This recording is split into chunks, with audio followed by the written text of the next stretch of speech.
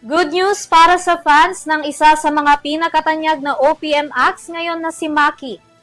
Muli na kasing magbubukas ang roller coaster ride para sa pangalawang leg ng kanyang anticipated concert.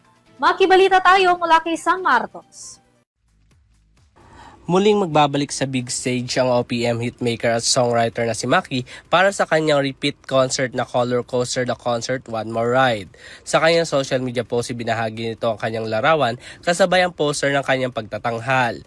Ilan sa mga pinasikat nitong kanta na kanyang kakantahin ay ang Dilaw, Namumula, Kahel na Langit at marami pang iba.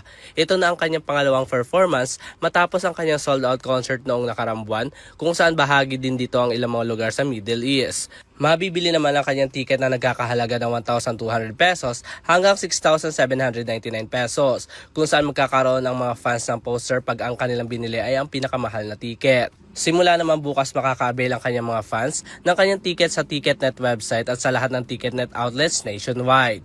Magaganap naman ang repeated concert ni Maki sa darating na February 21, 2026 sa Araneta Coliseum sa Quezon City. Samantala, excited naman ang kanyang mga tagahanga sa muling pagbabalik nito sa big stage. Para sa Your TV Showbiz Balita, ako si Sam Martos, sumasaludo sa bawat Pilipino.